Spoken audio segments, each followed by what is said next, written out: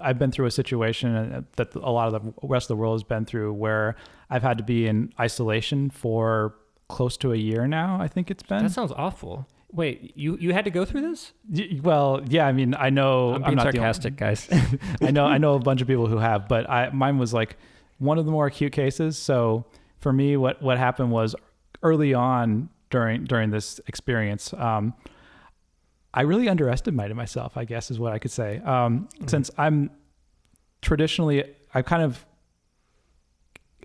guess I'm kind of an ambivert, kind of a little bit of introvert and extrovert. So I figured, I'll just swing towards introvert. I'll just enjoy being by myself, for a while, right? Mm-hmm. But there's problems with that. So that works well, and this goes back to control. That works well when you have like control and power over like when you have social experiences, right? Because it gives you the ability to unwind when you are kind of overloaded from those experiences. But we all are social creatures. We all have some need for that. It's just everyone has different styles that they like to sort of realize that need in, right? Right. And sorry, were you gonna say something? And on a side note, I actually prefer one-on-one conversations the most as a form of social interaction. But continue. Okay. Yeah. I for me, it depends on several factors. But anyways, so I figured, I'll just enjoy being by myself, and that didn't work out so well. So basically, what happens with that is this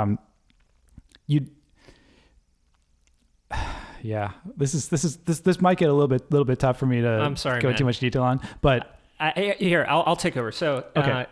I think everyone can relate to the feeling that isolation brings. Yeah. And I just recently got over having to do a 14-day quarantine, and I was just starting to do jujitsu. I was starting to do all of these things, like coming out of my shell again, and I was like, I moved back to my apartment. Mm-hmm. So,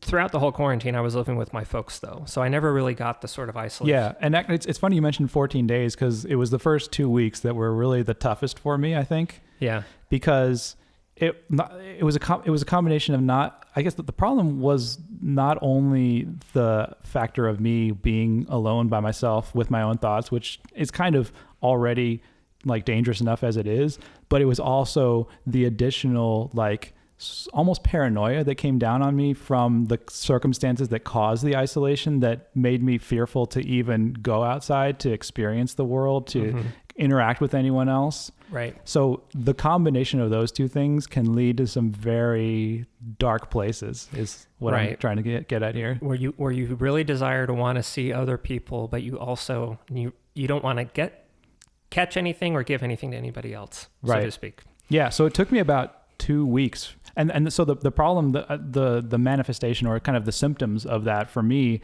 ended up being like basically a loss of like structure and order in my life to a large degree. And I ended up having like virtually no sleep schedule. It's kind of like in and out of a fog of consciousness throughout much of those 2 weeks. Oh, you're describing my last 2 weeks, man. Oh, and because during that time I was still working, but my hours were not set. And because I wasn't going into an office and I was doing all my work from home, that meant that I had almost no structure enforced upon me. And so that just led to even like more of a downward spiral in terms of me not sticking to a very rigorous schedule. At first I thought the freedom was going to be great, right? But I didn't realize that like that freedom was also paired with like all of this, it came along with all this baggage, right? Right. Did you clean your room? I'm gonna say I did. I definitely let things get into disorder for quite a bit during those 2 weeks, and it took me about that long to like.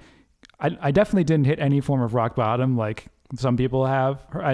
There was definitely some form of depression during there for sure. But I didn't hit like the lows that I know some people have experienced. But I hit enough of a low that I built the strength and willpower, and we can talk about how that happened. This is a lot of, because I've been studying Stoicism, but I hadn't really been applying it to my life too much until this point, to be honest with you. And so that was the point where I basically realized that I had to start by enforcing like structure in my life again. And it started with like going to sleep and waking up at a relatively consistent time and even like putting on the same clothes that I would normally wear like during the workday, Right. picking a spot that was like designated for work and not just like working from anywhere in my apartment. And then it started to finally like fall into place. Right.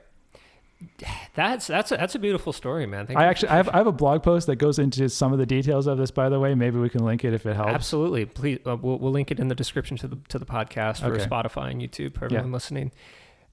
Great story, man. I can really relate to that. And thank you, by the way, for showing me obstacles away. That was actually a really I think it was the final piece of the puzzle for me in many ways. Because, when I was doing the 2 weeks, I sort of disappeared into a similar disarray that you did. Yeah. But the way I coped with that is I basically disappeared into music for 8 hours a day. Yeah, for some reason, the funny thing about that is I didn't reach for music at that time. For some reason, that part of me just wasn't interested, even though normally in other circumstances I would be so interested in music. I think part of what I realized what I was searching for was I was seeking to not be alone, because with the energy that was around me, I like creating the music almost it feels like an entity in its own sometimes. Right. And the struggle for me, once I realized that ultimately, like I wasn't, it was actually several different phases kind of, right? Because at first it was like, I thought I deceived myself to think, oh, I'm okay being alone. I quickly realized, no, I'm not okay being alone. And then at that point I thought, then I was like, I want to be with people. Then I went through a different phase, which is like, I'm afraid to be with other people. This is because of the circumstances of why I'm isolated at the time. And then there's like an acceptance at the end, which is almost, like the stages of grieving or whatever, where it's like, finally you have to actually accept that you're okay with being alone. Yeah. That's the hardest part.